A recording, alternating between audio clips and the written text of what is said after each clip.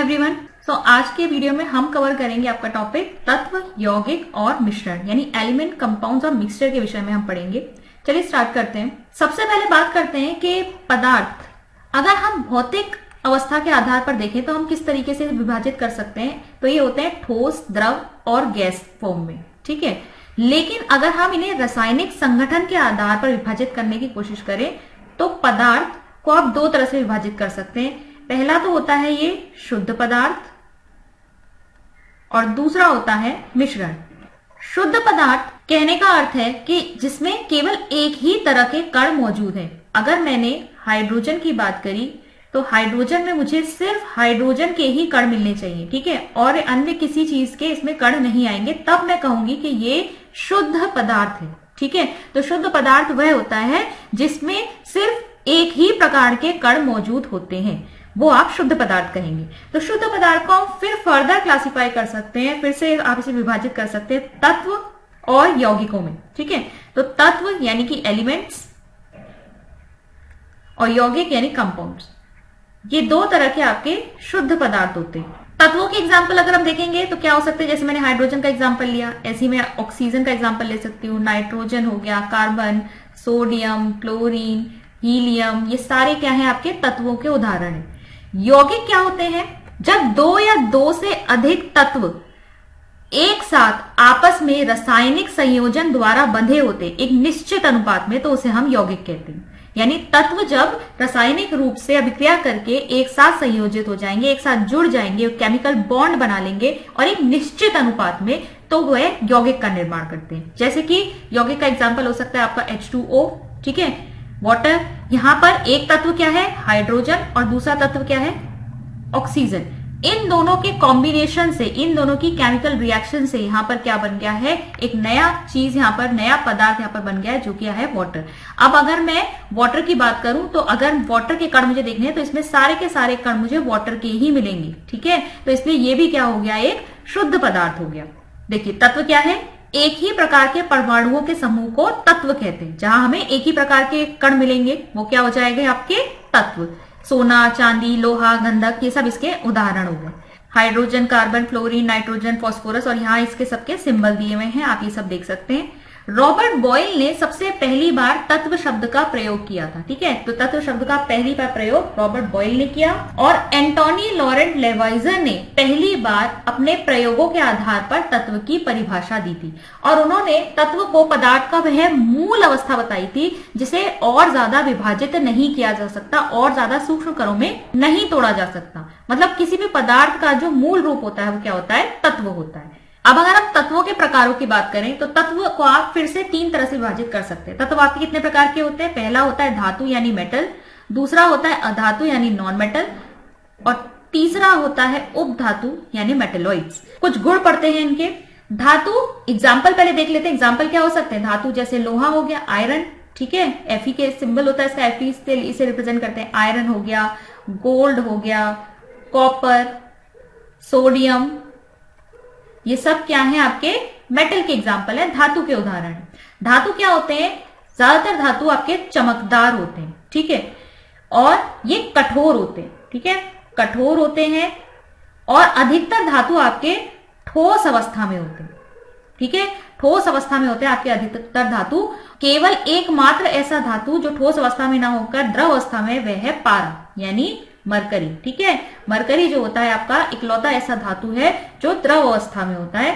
अन्यथा हमें सारे के सारे जो आपके धातु हैं वो किस में देखने को मिलते हैं, ठोस अवस्था में देखने को मिलते हैं। इसके अलावा हमने बात की कि ये कठोर होते हैं। वैसे आपके धातु कठोर होते हैं, लेकिन कुछ धातु ऐसे होते हैं जो इतने मुलायम हैं कि उन्हें चाकू से भी काटा जा सकता है। इसमें आपके एग्जाम्पल आ जाते हैं सोडियम, पोटेशियम और लिथियम।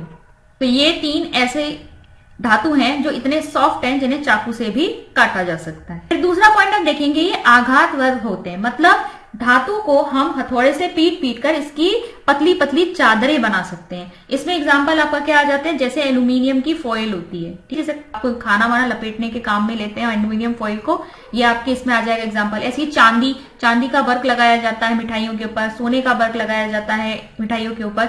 ये सब भी क्या है, क्योंकि धातु आघात वर्ग होते हैं, उनकी पतली पतली चादरें बनाई जा सकती हैं, इसीलिए हम इन्हें इस तरीके से पतली चादरों के फॉर्म में यूज कर सकते हैं। इसी के अलावा इनमें तन्यता होती है। इसका अर्थ है कि हम धातु के जो तार हैं वो बना सकते हैं, ठीक है, धातु को खींचकर लंबे लंबे उसके तार बनाए जा सकते हैं। इसीलिए इलेक्ट्रिक और जो विद्युत आपके कनेक्शंस होते हैं उसमें कॉपर वगैरह की वायर इस्तेमाल होती है, ठीक है, वो इसीलिए क्योंकि धातु को लंबी लंबी तारों में बनाया जा सकता है। इसके अलावा धातु आपके सोनोरस होते हैं, मतलब इनको अगर किसी चीज से पीटा जाए तो हमें इसमें आवाज आती है। इसीलिए म्यूजिकल इंस्ट्रूमेंट जो आपके संगीत वाद्य होते हैं वो मेटल के बने हुए होते हैं। फिर देखिए ये ऊष्मा और विद्युत के सुचालक हैं, यानी इसमें से हीट भी पास हो सकती है और इलेक्ट्रिसिटी भी जा सकती है। ये गुड कंडक्टर्स होते हैं हीट और इलेक्ट्रिसिटी के। और इनका जो मेल्टिंग पॉइंट होता है, गलनांक होता है, वो बहुत हाई होता है। मेल्टिंग पॉइंट क्या होता है? बहुत हाई। लेकिन यहां हमें एक्सेप्शन देखने को मिलती है। गैलियम और सीजियम दो ऐसे आपके मेटल्स हैं जिनका गलनांक बहुत ही लो होता है, बहुत ही लो मेल्टिंग पॉइंट होता है, इतना लो कि अगर हम इन्हें अपनी हथेली पे रखेंगे तो उसी की गर्मी से ये पिघलना शुरू हो जाते हैं। इसके अलावा ये ऊष्मा और विद्युत के सुचालक है, इसीलिए धातुओं का प्रयोग बर्तनों को बनाने में होता है, ठीक है, क्योंकि ऊष्मा का सुचालक है। और जो आपकी वायर्स होती हैं, इलेक्ट्रिक वायर्स, उनमें इसका प्रयोग किया जाता है क्योंकि ये विद्युत की सुचालक है। उदाहरण हमने यहाँ लिख रखे हैं, सोना हो गया, लोहा हो गया, इसके अलावा बहुत से और मेटल्स होते हैं जो अपने आम जीवन में देखते हैं। फिर बात करते हैं अधातु की। अधातु यानी नॉन मेटल्स। नॉन मेटल्स देखिए आपके क्या होते हैं। सबसे पहले अगर इनकी अवस्था की बात करें तो ये ठोस अवस्था में भी मिलेंगे आपको, द्रव अवस्था में भी मिलेंगे, लेकिन अधिकतर नॉन मेटल्स या अधातु आपके गैसीय अवस्था में होते हैं। ठोस में आप जैसे एग्जांपल ले सकते हैं आप कार्बन। कार्बन की डिफरेंट फॉर्म्स होती हैं, डायमंड होता है, ग्रेफाइट होता है, ये सब क्या है?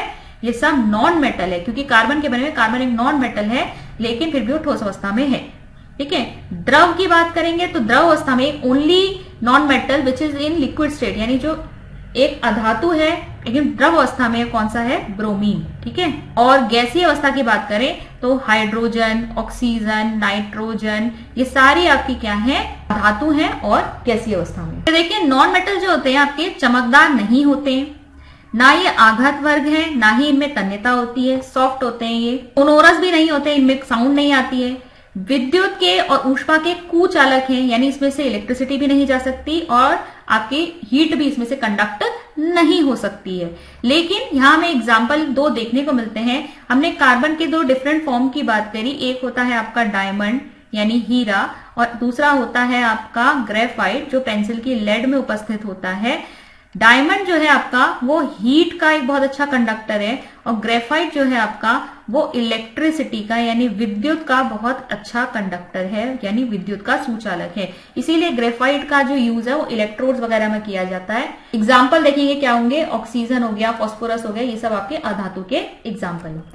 फिर उपधातु की अगर हम बात करेंगे तो उपधातु वे तत्व होते हैं जिनमें धातु और अधातु दोनों के गुण पाए जाते हैं, ठीक है। कुछ इसके गुण जो हैं वो धातु के होते हैं और कुछ गुण इसके अधातु से मिलते हैं, इसीलिए इसमें क्योंकि दोनों के गुण पाए जाते हैं इन्हें उपधातु कहते हैं, मेटेलॉइड्स कहते हैं। एग्जाम्पल में आपके आ जाएंगे बोरॉन, सिलिकॉन और जर्मेनियम। ये तो बात की हमने तत्वों की। यौगिक क्या होते हैं? दो या दो से अधिक तत्व जब एक निश्चित अनुपात में रासायनिक संयोग करके जो पदार्थ बनाते हैं वो क्या होता है? यौगिक कहलाता है। यौगिक में आपका एक कंप्लीटली न्यू मैटर फॉर्म हो रहा है, यानी एक नया पदार्थ यहाँ बन के आ रहा है। जैसे कि हाइड्रोजन और ऑक्सीजन दोनों मिलके आपके क्या बना रहे हैं? H2O यानी कि वाटर बना रहे हैं। और जो नया पदार्थ हमारा बन के आता है इसके गुण, इसके जो तत्व होते हैं उनसे डिफरेंट होते हैं, यानी हाइड्रोजन के गुण अलग होंगे, ऑक्सीजन के गुण कुछ अलग होंगे और ये दोनों मिलके जब वाटर बनाएंगे तो इसके गुण इन दोनों से भिन्न होंगे, अलग होंगे, ठीक है, क्योंकि ये नया पदार्थ बन गया। एग्जाम्पल क्या आ जाएंगे? नमक NaCl सोडियम और क्लोरीन से मिलकर बनाए, जल अमोनिया हो गया NH3, सल्फ्यूरिक अम्ल हो गया H2SO4, ठीक है। इसमें तत्व क्या होगा? हाइड्रोजन हो गया, सल्फर हो गया, ऑक्सीजन हो गया। एग्जाम्पल देख लीजिए, कुछ यौगिकों के एग्जाम्पल यहाँ पे दिए हुए, sodium chloride, calcium chloride, copper chloride, निकल क्लोराइड, ठीक है, आयरन क्लोराइड, ये सारे एग्जाम्पल्स दिए हुए हैं यहाँ पर। सारे क्लोराइड्स हैं यहाँ पर, नहीं तो इसके अलावा आप और एग्जाम्पल ले सकते हैं। कार्बन डाइऑक्साइड हो गया, अमोनिया हो गया, HCl हाइड्रोजन क्लोराइड हो गया, MgSO4 मैग्नीशियम सल्फेट हो गया, ठीक है। ये सारे किसके एग्जाम्पल हैं? आपके यौगिकों के एग्जाम्पल हैं। ये बात करते हैं मिश्रण की। अब मिश्रण क्या होता है?